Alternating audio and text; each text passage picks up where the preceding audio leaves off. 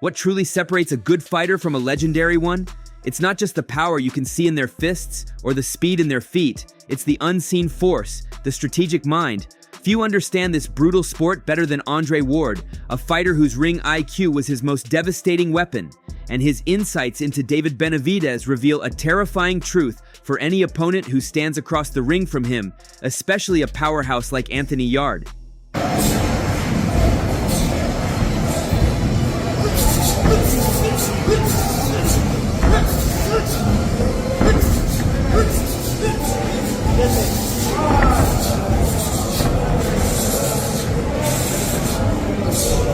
They call David Benavidez the Mexican monster, and for good reason.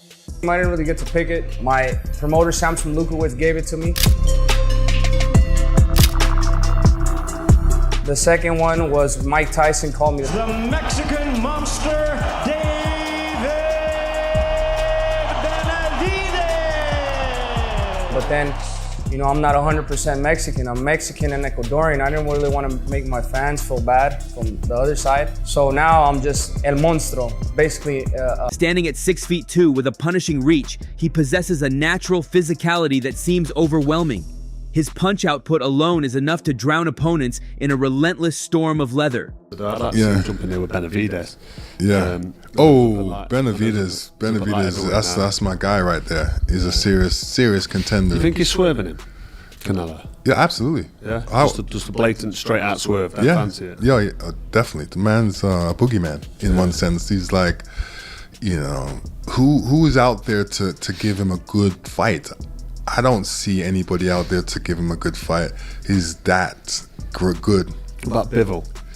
If Bivol beat Canelo, that'd be an interesting fight, wouldn't it? Yeah. Benavidez, Dimitri Bivol. Benavidez and Bivol, I'm still picking Benavidez on that one. He is quality and a classy operator. But according to Andre Ward, focusing on just the storm misses the point. The real danger lies in Benavidez's jab. You throw a jab, try to get down as low as possible. Just exaggerate, get down as low as possible. What you're gonna do from this back foot right here, this toe, you kind of use it as a kickstand, you push it. There you go.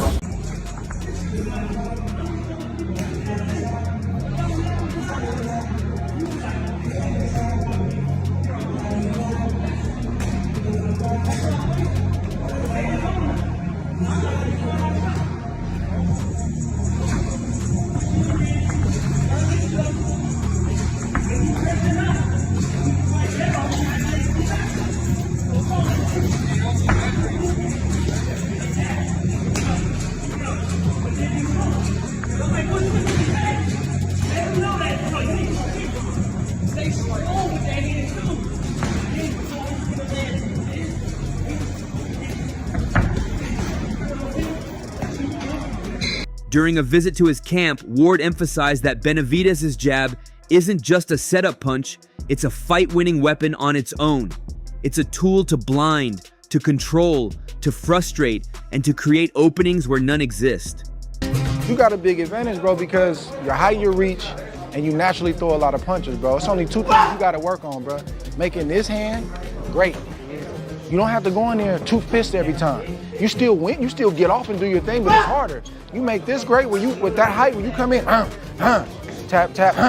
and then get the punches off, that much easier. You know what I'm saying? And then not trying to throw everything hard. You remember those two things? Make my jab great. I can win a whole round with this. And then when I want to bring these two hands now I'm inside, bing, bing. But it's easy. You're not reaching, you're not loading, and then don't load up. This tactical foundation was built in the gritty, unforgiving gyms where he served as a sparring partner for seasoned pros.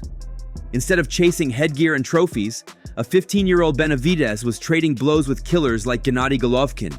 That was his education, a trial by fire that forged a professional mindset and a deep understanding of strategy long before he ever stepped into the pro ring. I was studying for this interview that you started boxing at 3? Yeah, 3 years old. How did you start so young? I started because my brother was the one that actually first started boxing, Jose Benavidez, and then my dad, Jose Benavidez Sr., was training us in the garage. So when I was like 2 years old, I would go to the garage, but you know, you're a little kid, your dad sends you off like, oh, I'm training Junior, I'm training your brother. And then me going into the garage every single day, it turned into like, you know what, let's come in here and we'll train. And that's really how my my story got started. The only difference between me and everybody else is that, you know, I've always been a bigger dude. I'd like to eat even since a little kid. So I was never in the amateurs because I didn't make the weight. But I was always sparring the best fighters. By the time I was 13 years old, I was sparring with nothing but pros in North Hollywood at the Wild Card. 14, I sparred my first world champion, Latif Coyote, Kid Chocolate, Kelly Pavlik. And then 15, I sparred Golovkin when he didn't even make his US debut yet. So I've been seasoned, bro. That was my amateur pedigree right there, sparring all the best world champions that were in California. But the monster we see today was almost lost to the darkness. Boxing came into our life because I think my dad, he came from Los Angeles, and when we moved to Phoenix, Arizona, my dad was involved in a lot of gangs back in Los Angeles. So I think in his mind, he always thought that something was gonna happen to him. So the way he explained it to me, he always wanted to train us so we could be tough. In case something happens to him, my brother could take care of us, or I could take care of my little sister and my mom and stuff like that. That was the exit plan, but then that became the passion, our passion for us. I remember back then, they used to make, I used to walk in the room when I was like 4 years old, my dad, and I used to see him with the cassette tapes of the title boxing, how to throw a jab, how to block, how to do this and that. So my dad, I give it all to my dad. Now that I get older, I've matured a lot. Back then, I thought my dad just hated me. He just wanted me to train because he didn't like me, supposedly. You know how kids think? And now that I think about it, bro, I'm really grateful for my dad, because if you take my dad out the equation, none of this is possible. My dad, he devoted his life to making us the best that we could possibly be in Arizona do. There's types of people where you hang out with certain type of crowd. Me, we never went to school. We never did none of that. We were hanging around with the hooligans and, the hoodlums and stuff like that. And even like coming into my career, coming up when I was younger, I still stayed in a bad path, and that really got me in all the problems I was in. But, like I said, boxing is my savior. At just 20 years old, after becoming the youngest super middleweight champion in history, his world came crashing down. A positive test for a banned substance surfaced, a mistake born from a deeper struggle that had taken root years earlier. But I didn't really dabble in that stuff, though. The thing I'm referring to is, getting into drugs at an early age. At an early age, that kind of messed me up. But because you got to understand, with boxing, when I was training with my dad, I trained all these months getting ready for a fight, and then you only got like a week off. So you supposedly want to go hang out with your friends, do whatever you did. So that's kind of what messed me up, that getting into drugs, and then I got tested positive for cocaine, when I was 20 years old. But like I said, bro, a lot of that stuff, sometimes you need to hit rock bottom for you to actually cement your feet into the ground and find your faith and find who you really are and find what your real purpose is in life. And I don't take nothing, I'm not ashamed of anything I did. I'm just happy things went the way it did, and I found myself. And I became better for me, myself, and my family. And Benavidez himself admitted he hit rock bottom. The challenges didn't stop there. When family turmoil saw his father and brother move away, he felt abandoned, declaring he was done with boxing. In that void, he spiraled, gaining an astonishing 100 pounds and ballooning to over 250. He was unrecognizable. Yet, it was in that moment of complete loss that the true fighter was born. My parents, they got divorced when I was 7, so I was back and forth a lot, but I had been training this whole time. And like I said, boxing was put on me not because of something I love to do. Well, it turned into that, but because my dad always made me train. So my parents divorced, and my brother and my dad made the decision that they're going to California to train with Freddie Roach. So I'm like, you know what, I'm done with boxing. I'm gonna just stay with my mom, and I'm not boxing anymore. I'm tired of it. Because at the time I was like 10, 11, but I had like 8 years training. So I stayed in I stayed in Arizona, and in that year, bro, I went up 100 pounds. I was eating Taco Bell, eating McDonald's, everything. I was eating like 6 times a day. And I was 170, I went up to 250. And then one day I looked at myself in the mirror. I was going to school, I was in 7th grade, and I didn't recognize myself. And I'm like, this could either go one or two ways. I could say, I don't care about anything. I don't care about what nobody says. I'm gonna continue this way, and I'm gonna hit a point. He used the doubt and the whispers from others as fuel, channeling that anger into a ferocious, unbreakable will. Andre Ward sees this history not as a weakness, but as the very source of his dominating ring presence. Benavidez fights with the hunger of a man who has stared into the abyss and clawed his way back, and that kind of resolve can't be taught. You can be a really good fighter, Both hands. Yeah. You could be all-time great if you make this great. Yeah. That's the hand. Yeah. Because that's gonna open up these other hands. Okay. But it's gonna make it easier. Anything you do here, that blinds you. You're blinded. Bing. Yeah. Here, bing. I'm off to the side. You gotta turn your head. I get off or I can exit. And just rinse and repeat. Okay. I always got some kind of contact with this. Always. You may throw yours, okay, cool. But I got contact with you. Yeah. So I make bing, bing. Yeah. You can land a jab with a southpaw, bro. Yeah. So I'm either gonna block here, or I'm here, right? Yeah. Or it ain't, just go this way. I do what I wanna do. Yeah. You gotta stop me. Across the ring, Anthony Yarde presents a different kind of puzzle. The Lion is an explosive athlete with undeniable one-punch knockout power. I said because he looks like muscle, you know, and like bodybuilder. I don't have like this muscle, you know. I'm not like bodybuilder. It's not for like say that for bad like something. I say like looks like stronger. Anthony, your thoughts on these bodybuilder comments? I mean, it's a compliment, right? Yeah, I feel like I'm chiseled, you know. Got abs. But then I train hard, you know. He's in shape as well. Give him that. He's a physical specimen capable of ending a fight in an instant, a danger that can't be ignored. But as Andre Ward's past analysis of Yarde's career reveals, power can be a double-edged sword. In Yarde's grueling battle with the veteran Sergey Kovalev, a clear blueprint for defeating him was exposed. Kovalev, a fighter renowned for his own tactical mind, weathered the early storm and began to systematically break Yarde down. He used his experience, his jab, and his ring generalship to expose defensive liabilities and gaps in Yarde's strategy when the fight went into deep waters. Every fighter turned down David Benavidez, including Bivol, including Beterbiev, including Joshua Boatsy, including Callum Smith. At the first call, David Benavidez' dad said it. Within 5 minutes, Turki Al-Sheikh asks Anthony, does he want the fight?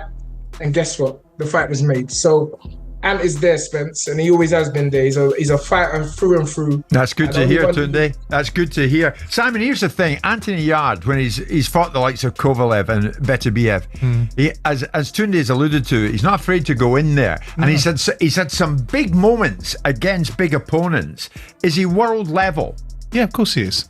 Of course he's world level. He's been, but the thing with, and Tunde and I will disagree on this, he's been a gallant loser. He's got a lot of currency out of being very competitive in fights with very good fighters. While Yarde showed immense heart, the fight unveiled a potential vulnerability to sustained, intelligent pressure. He's a tremendous fighter. He has a lot of experience. This is his third time at a world title, so I know he's gonna leave it all on the line, you know, November 22nd, but like I said, you know, I like to go to war too. I'm not gonna back down from him. He's not gonna back down from me. So let's have some fun. November 22nd. Let's give the people what they want to see. But like I said, any shot could change the fight. So like I said, he wants to go to war. We're okay with that. Let's go to war. This is where the strategic disparity becomes a chasm. Andre Ward's advice to Benavidez in training camp sounds like a direct counter to Yarde's style. You don't have to throw everything hard, Ward coached. Just touch them. You ain't gotta throw hard, bro. Just touch him. Throw like sevens, 6s or 7s. Throw hard when you got him. Yeah. But when everybody fresh, just touch him. Because you a big presence, so you ain't gotta do a lot. You just jab, just get him in position, bing, bing, bing. All right, I'll be back to get that later. And just be patient. Your game will go up 30, 40%. Just It's a simple concept with profound implications. It's about economy of motion, about using lighter shots to manipulate an opponent's guard and set up devastating blows. This is boxing chess, not checkers. Benavidez's entire training philosophy, instilled by his father, is built on this principle of adaptability. He spars with multiple fresh partners for high-volume rounds, forcing him to constantly adjust his tactics and maintain his output against relentless pressure. He is conditioned for a 15-round war of attrition, not just a 3-round firefight. Different, like 3, 4 different guys, yeah. That's what I've been doing. Every time I have my training camp, I'll do 3 different sparrings. 4, 4, and 4. And you know, when in there, when you get the second fresh sparring, you have to adapt to your head. It helps you a lot, bro. Yeah, dude. Especially once you get to that third guy and you're able to adapt to 3 people. I used to hate it though. Yeah. They come in fresh. Yeah. But then that bring the dog out in you. Yeah, you gotta figure it out. This relentless, intelligent pressure is precisely the strategy that has troubled Yarde in the past. Benavidez won't just come forward swinging, he'll come forward thinking, dissecting, and breaking his opponent down piece by piece until the monster is ready to land the final blow. Check out Andre Ward and his gems for Benny, and check out how Benny actually does it. Unlike Shakur Stevenson, he can listen and do. You could be all-time great if you make this great. Yeah. That's the hand. Because that's going to open up these other hands. You're blinded. Bing. Here. Bing.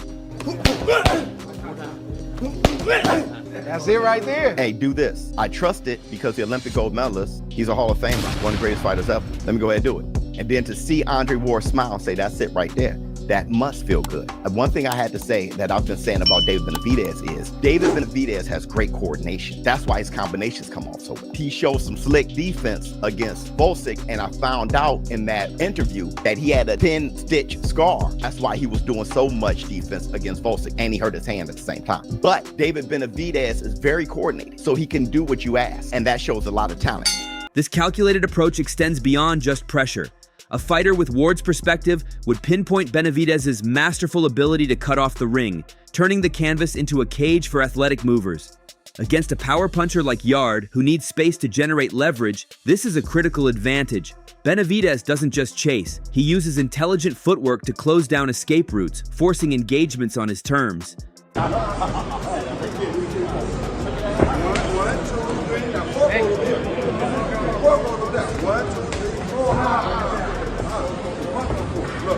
One, right? Two, right? Three, right? Look at four. Four win. That's right.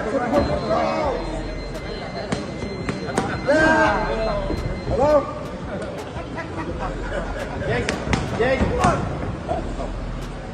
Furthermore, his commitment to a vicious body attack is another hallmark of high ring IQ.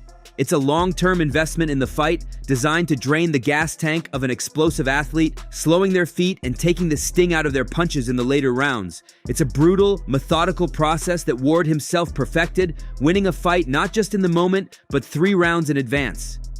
I will never forget, because it was one of my best educations. When you fought Paul Smith, he messed up the weight, right? They come into me an hour before the weigh-in. We've got a problem. What? Paul Smith's overweight. Right. How much is he overweight? 4 pounds. Yeah. I'm like, 4 pounds?